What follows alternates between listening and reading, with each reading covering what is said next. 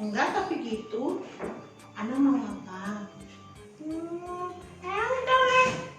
Ya boleh, ngomong dulu. Ana mau makan di luar, Kak. Mau makan di luar? Ngapain?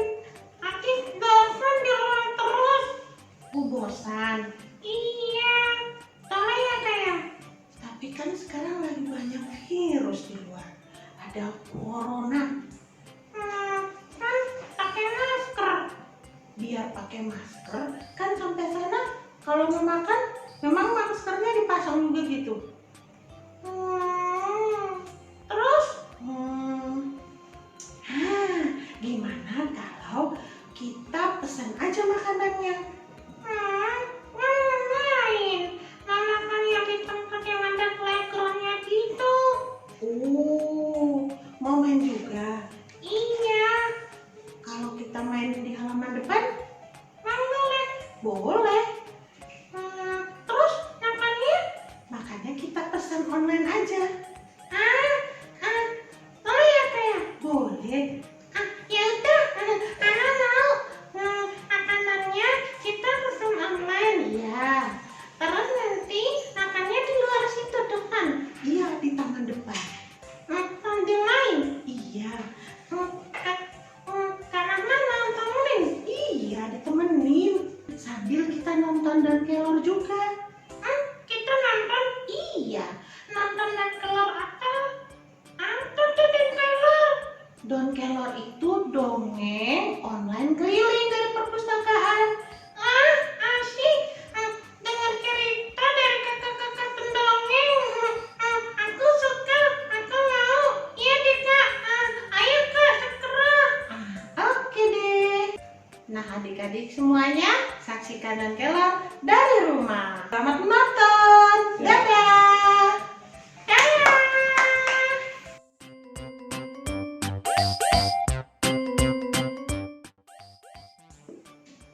Halo, Assalamualaikum warahmatullahi wabarakatuh.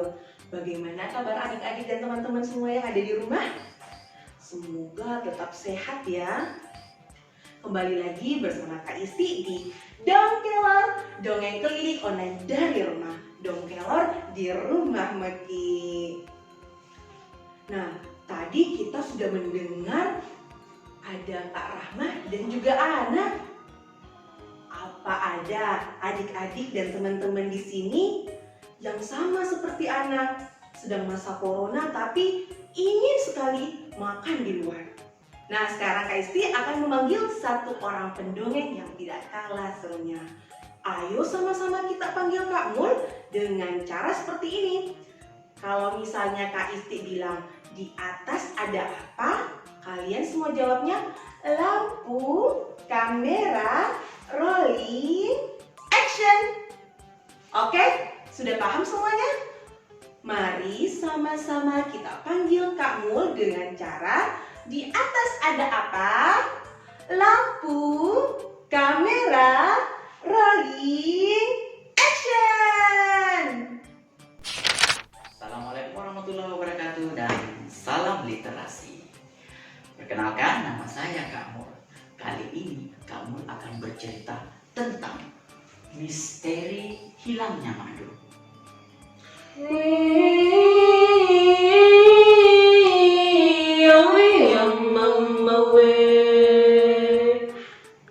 Pada suatu hari, di sebuah hutan yang sangat luas dan indah, hiduplah sekelompok lebah dan sekelompok semut.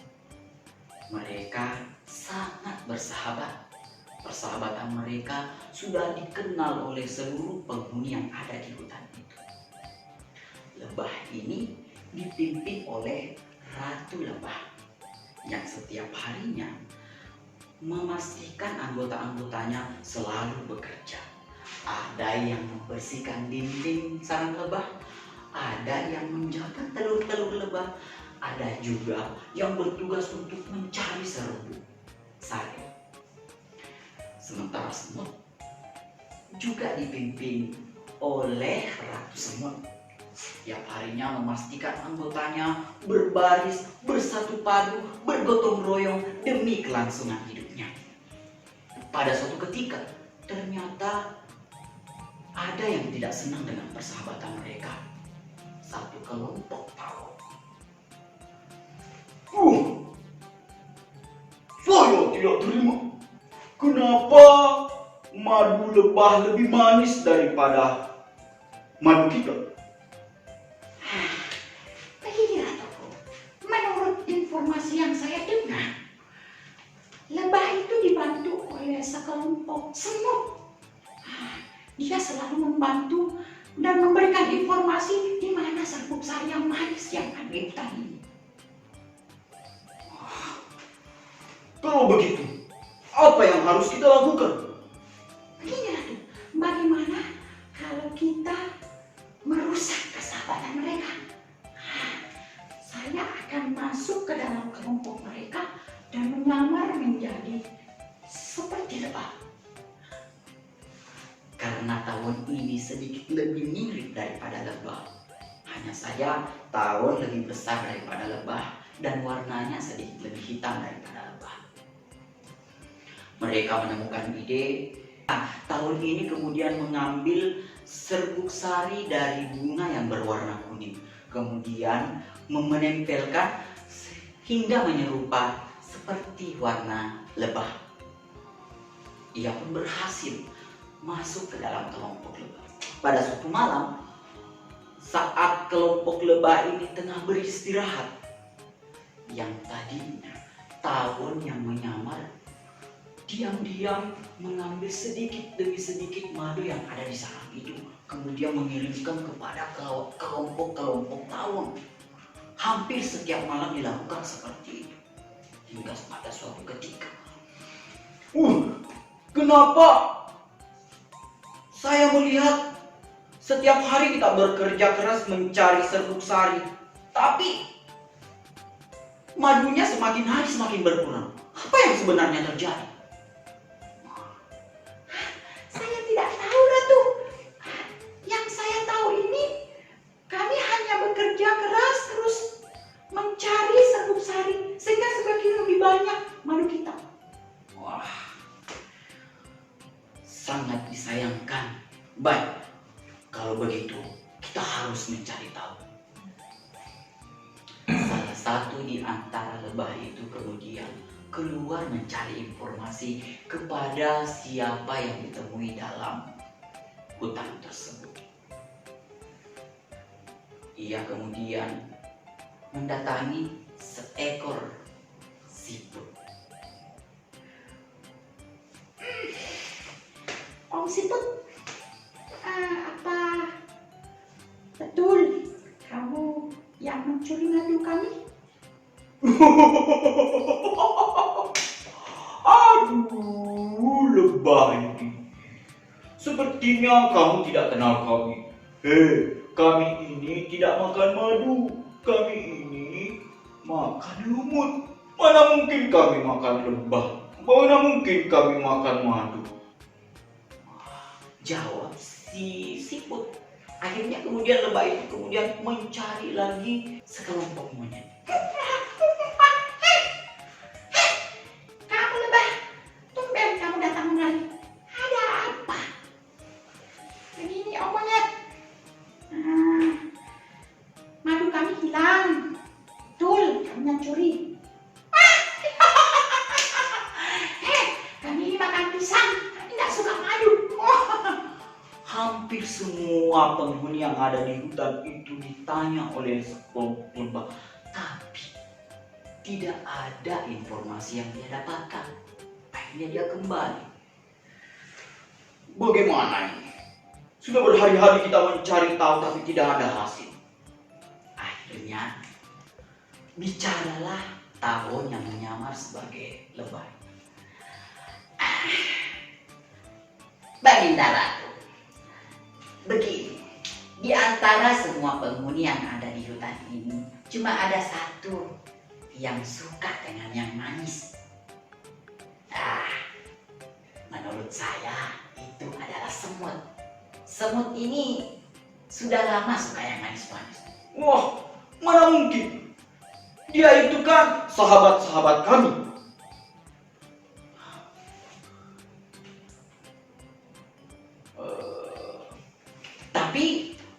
Tapi kan semut suka manis. Bisa jadi dia yang mencurinya. Sang ratu pun sepertinya juga curiga dengan hal itu. Akhirnya dia menemui Ratu Semut. Hai Ratu Semut, tidak salah lagi bahwa kamu yang telah mencuri madu kami. Mana mungkin Ratu, kita kan sudah sama bersahabat. Tidak mungkin saya setega itu mencuri madu. Lagian, selama saya membantumu untuk mengangkat serbu sari ke sarangmu, kamu selalu memberikan kami hadiah. Nah, hadiah itu kami simpan di gudang tempat makanan kami. Jadi kami tidak mungkin mencuri. Jawab si Semut. Tapi si Tawon terus menghasut Ratu untuk membenci si Semut. Akhirnya kebencian itu pun muncul hingga akhirnya terjadi perang antara lebah dan semut. Nah, pada suatu hari ketika musim hujan datanglah hujan. Hujan deras kemudian membasahi semua hutan itu. Semua penghuni hutan yang ada kemudian berlari menuju sarangnya, termasuk lebah.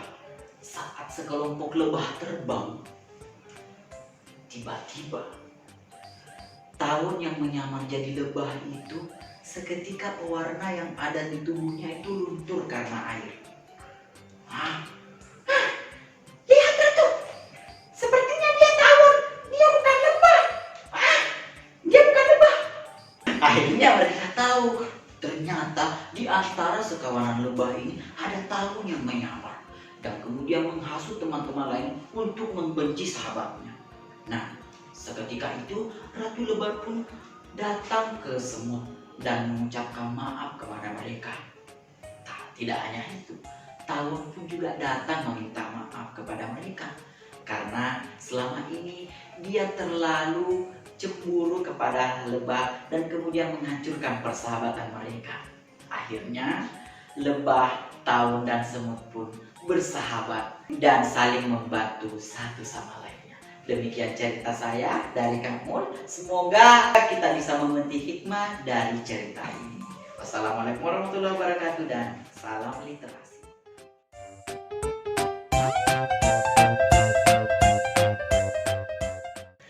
Nah, itu tadi penampilan dari kamu. Suka gak ceritanya? Pasti suka dong ya. Kak Isti juga sangat suka. Nah, adik-adik di rumah, sekarang Kak Isti mau tanya nih. Kalau misalnya kalian menjadi ratu lebah, apa yang akan kalian lakukan ketika barang kalian tiba-tiba hilang?